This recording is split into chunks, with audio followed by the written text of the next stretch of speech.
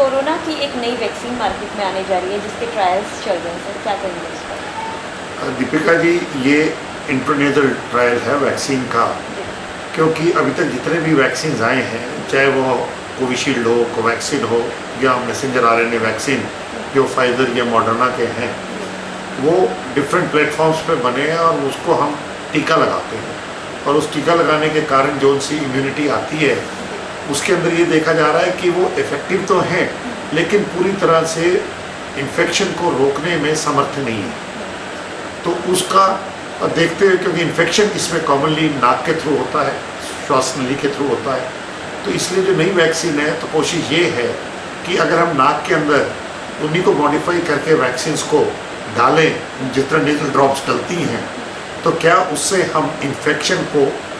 होने से रोक सकते हैं कि नहीं। उसका कारण ये है कि अगर हम नाक से इन्फेक्शन होने से रोक सकें तो इन्फेक्शन का स्प्रेड रुक जाएगा और जो बार बार जो चेन्स आ रही हैं डिफरेंट इन्फेक्शंस की, उसको प्रिवेंट करने में काफ़ी मदद मिलेगी। इसलिए ये एक इंट्रानेजल अगर सक्सेसफुल होता है, ये पहले इन्फ्लुएंजा में भी ट्राई किया गया है, लेकिन इन्फ्लुएंजा के अंदर जब हमने ट्राई किया था तो वो लाइव एटेन्यूएटेड वायरस था। इसका मतलब ये था कि जो आपका वायरस था उसकी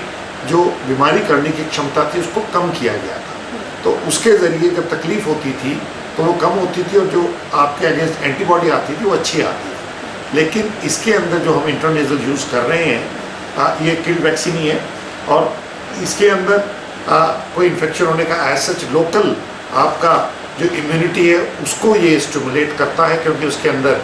जो एंटीजन्स होते हैं जो वो प्रेजेंट रहते हैं। और साथ में हम ये देखते हैं कि इससे ब्लड में कितनी इम्यूनिटी आ रही है। तो हम इसको दो जगह पे चेक कर रहे हैं, एक तो नाक के अंदर इन्फेक्शन रोक पा रहा है कि नहीं पा रहा, और दूसरा ये ब्लड में कितनी इम्यूनोजेनिटी कर पा रहा है, और ये देखने के लिए इफेक्टिव है कि नहीं। पहले तो हमने जो शुरू में ट्रायल किए थे वो प्लेसिबो के साथ थे, लेकिन जब से वैक्सीन्स एक हमारा रोग प्रतिरोधक क्षमता बढ़ाने के अंदर एक हमारा इम्पॉर्टेंट हिस्सा बन गया है, तो इसलिए इसको हम जो करंटली अवेलेबल अप्रूव्ड वैक्सीन है उसके साथ कंपेयर कर रहे हैं। तो इस केस के अंदर, क्योंकि ये भारत बायोटेक का ही वैक्सीन है, इंट्रानेजल वैक्सीन को हम आपके कोवैक्सीन के साथ कंपेयर कर रहे हैं और ये लगभग 9 महीने की स्टडी हमारे यहाँ पे हो रही है, जिसको कि डॉक्टर सविता वर्मा हमारी जो प्रिंसिपल इन्वेस्टिगेटर हैं और हम उनका साथ दे रहे हैं इसके अंदर, डिपार्टमेंट हमारा और साथ में department of community medicine. Doctor साहब, कल एक ट्रायल चल रहा था जहाँ पर कुछ विवाद हो गया था, लोगों में कम्युनिकेशन गैप होने की वजह से हुआ है या किस वजह से विवाद हुआ है, उसके बाद आपकी टीम वहाँ से वापस आ लौट गई? देखिए, जो डिटेल मुझे बाद में पता चले उसके, लेकिन जो मुझे समझ में आया वो एक तरह से कम्युनिकेशन गैप था और उसके अंदर भी प्रोबेबली जो मेरा अपना मानना है कि एक जो हम कई बारी थोड़ी सी वित्तीय सहायता देते हैं लोगों को, क्योंकि जब वो आते हैं वो DADA के रूप में अप्रूव्ड है और वो ये मान के दिया जाता है ट्रायल्स के अंदर कि उससे किसी को आप प्रलोभन ना दें, वो एक बहुत बड़ी बात है, क्योंकि ये एथिकल इशू होता है। और ये हमें जब भी वॉलंटियर्स को हम रिक्रूट करते हैं तो हम ये मान के चलते हैं कि वो स्वेच्छा से आ रहे हैं, और कई बार ये देखा गया है कि लोग इस प्रलोभन में आ जाते हैं और वो वैक्सीन लगवाने या और कोई ड्रग ट्रायल्स में आ जाते हैं। तो उसको देखने के लिए हम आमतौर पे जो एथिक्स बॉडीज़ हैं या कमिटीज़ हैं या जो नेशनल बॉडीज़ हैं वो उतना अमाउंट रखती हैं जिससे कि आदमी का आने जाने का खर्चा वो पूरा हो जाए और ताकि उनको आने में और इस स्टडीज़ में दिक्कत ना हो। जो मुझे कल का सारा बात कर रूट कॉज एनालिसिस करके चीज़ समझ में आई, डॉक्टर सविता से भी बात की, जो लोग गए थे उनसे भी बात की, आप लोगों से भी बातचीत हुई, तो उससे जो मुझे समझ में आया सबसे बड़ी चीज़ कम्युनिकेशन गैप थी एक। दूसरा, अभी कुछ दिन पहले, कुछ महीनों पहले उस इलाके में और सारे रोहतक के अंदर हम लोगों के यहाँ से हमारे PGI से ही कम्युनिटी मेडिसिन डिपार्टमेंट से हैजे के टीकों का ट्रायल हुआ था, क्योंकि अभी तक हैजे के टीके जो उनसे थे वो इंट्रामस्कुलर लगते थे। तो उस समय इन्होंने ओरल हैजे के टीके ट्रायल किए, जिससे कि जो स्टाफ को कम्युनिकेट करने में कन्फ्यूजन मिला, कन्फ्यूजन हुआ। दूसरा एक चीज़ जो लोगों ने वहाँ बोला कि आधार कार्ड मांग रहे थे। आधार कार्ड इसलिए मांगा जा रहा है इसके अंदर कि एक आपको क्राइटेरिया लेके चलना है जिससे हमें ये पता चले कि पीछे कोई वैक्सीन नहीं लगा है, और वैक्सीन के अंदर आपने भी अगर खुद लगवाया होगा टीका तो आपको मालूम होगा कि वो 2 चीज़ें लिखते हैं, एक आपका टेलीफोन नंबर, मोबाइल नंबर, और दूसरा वो आपसे आधार कार्ड का नंबर मांगते हैं। और कई बार हमने ये देखा है कि फ़ोन एक के ऊपर 2-2, 3-3 रजिस्टर हो जाते हैं। तो ये पुष्टि करने के लिए कि उसी व्यक्ति को टीका लगा है कि नहीं, क्योंकि इससे हमको कोविन के ऊपर जाके चेक करना होता है कि जो आदमी हमारे पास टीका लगाने के लिए अपने आप को वॉलंटियर करके आया है, उसमें हमें 2 चीज़ें देखनी होती हैं कि क्या वो पैसे के प्रलोभन से आया। अगर वो हमें लगता है कि पैसे के प्रलोभन से आ रहा है तो उसको हम मना कर देते हैं। और दूसरा हमको ये देखना होता है उसमें कि क्या इसको पहले टीका तो नहीं लगा, आप बताइए कैसे पता चलेगा। तो उसका हमारे पास एक ऑथेंटिकेशन यही है कि जिस भी आदमी को टीका लगा है कोविड का, उन सब का हमारे पास कोविन एप्लीकेशन पे रिकॉर्ड है। अगर वो उस रिकॉर्ड में नहीं पाए जाते, जब उसमें उनका नाम दाखिल नहीं होता, तभी उसको हम इंट्रानेजल कोविड के ट्रायल के लिए शामिल करते हैं। तो ये चेक एंड बैलेंसेस हैं बीच में जो चल रहे हैं। लेकिन जैसे आपने कहा, मेरा अपना मानना है कि कहीं ना कहीं कम्युनिकेशन गैप हुआ,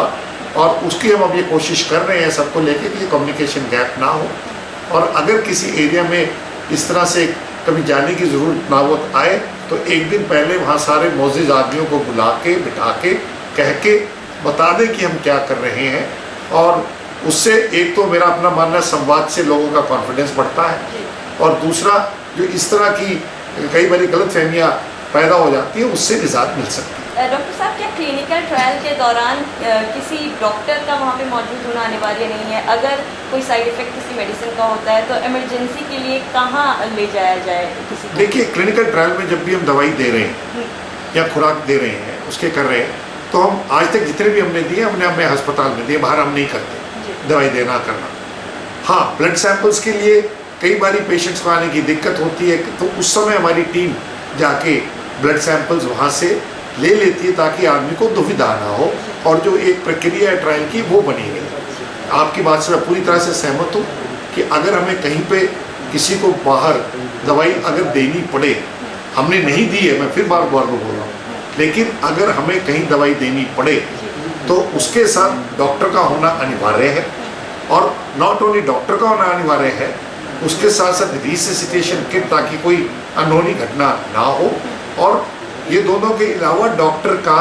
उस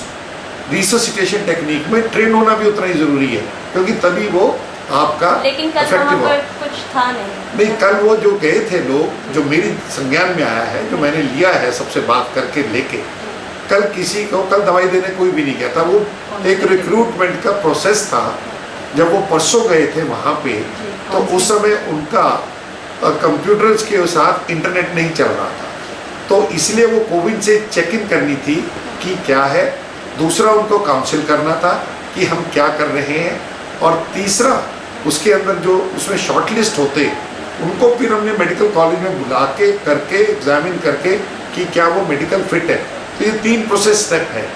कि आपको जो देख के करना है। तो परसों क्योंकि कोविड वहाँ पे इंटरनेट नहीं चल रहा था, स्पीड नहीं थी, तो इसलिए वो उसको ऑथेंटिकेट नहीं कर पाई थी। तो कल वो ऑथेंटिकेशन करने के लिए टीम गई थी, और उसके बाद उनका जो उसमें से अप्रूवल होता है, जैसे एक बड़ा आ रहा है कि एक महिला को मना कर दिया गया, क्योंकि ट्रायल के अंदर एज हम 8 से 18 से 65 ले रहे हैं। जहाँ पे भी हमें डाउट लगता है एज ज़्यादा है कम है, क्योंकि आपको हेल्दी वॉलंटियर चाहिए। तो अगर किसी को शुगर है, किसी को और, हम नहीं लेते उनको। तो सर, एक और क्वेश्चन था कि जिस तरह हाँ जी, क्वेश्चन ये था कि जिस तरह से जो ट्रायल्स कल हुए हैं उसके लिए 500 रुपये TADA दिया गया है, तो क्या सरकार की तरफ से कोई बजट आता नहीं, सरकार की ओर से इसमें बजट नहीं होता है। जब ट्रायल बनता है तो जब ट्रायल के बजट बनते हैं, जब भी आप कोई स्टडी करते हैं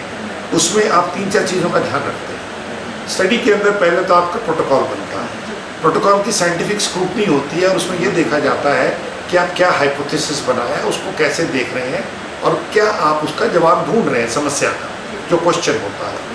दूसरा, उसके बाद उसकी स्टडी की प्रोटोकॉल के अंदर डिटेल होती है कि कैसे आप करेंगे। तीसरा, जब आपको रिक्रूटमेंट करनी होती है सब्जेक्ट्स की, उसका क्राइटेरिया फिक्स होता है। उस क्राइटेरिया के अंदर हमको छेड़खानी नहीं करनी होती, क्योंकि अगर हम छेड़खानी करेंगे तो उसके अंदर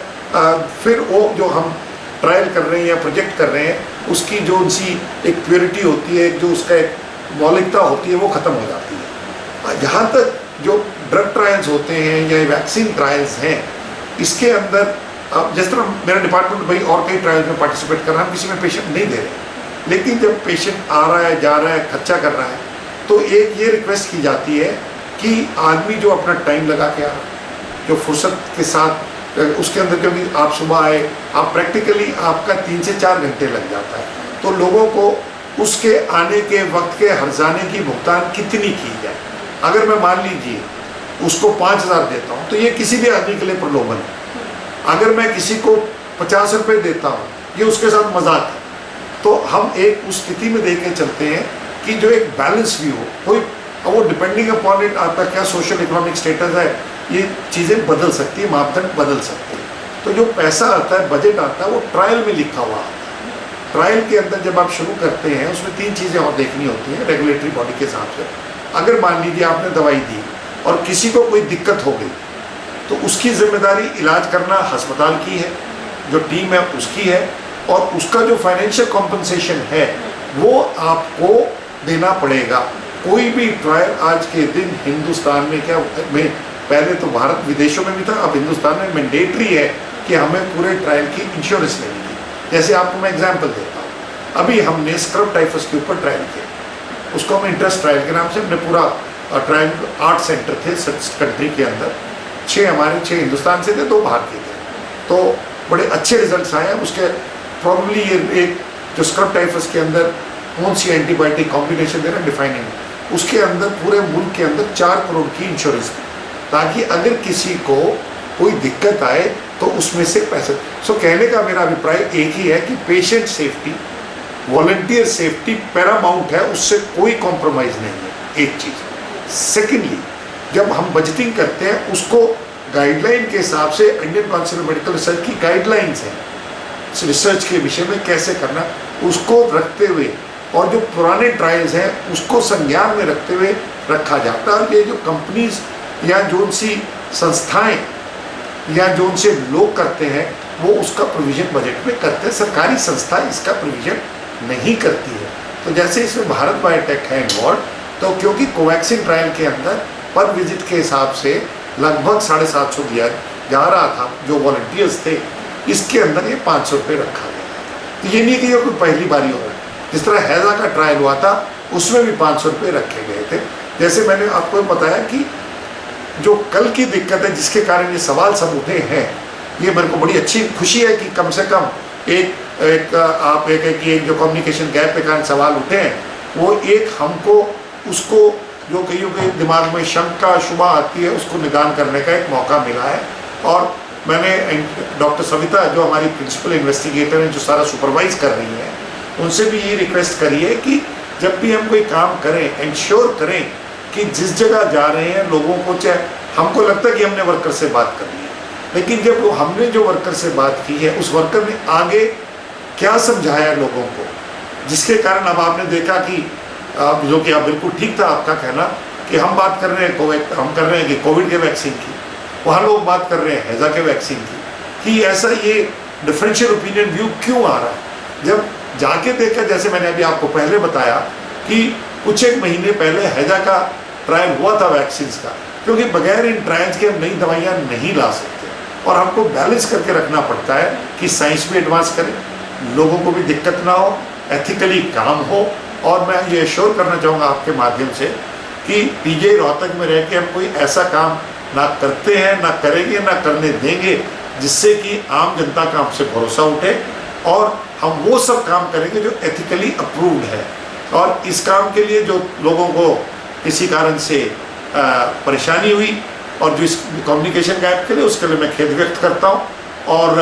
मैं कोशिश यही करूँगा, ये डायरेक्शंस दिए हैं हमने कि जनता भी हमारे को सहयोग देती रहेगी, क्योंकि इससे साइंस एडवांस होगी। अब आप देखेंगे वैक्सीन के कारण, और आज हिंदुस्तान का विश्व में नाम भी हुआ है कोविड के कारण, जो हम लोगों ने वैक्सीनेशन का, जो प्रधानमंत्री आदरणीय ने उसके विषय में कल बताया भी है, साइंस का भी है। ये आप लोगों के सहयोग से, आप लोगों के मदद के बगैर पूरा संभव नहीं है, और हम लोग सारे लोग इकट्ठे इसी डायरेक्शन में काम कर रहे हैं कि जनता का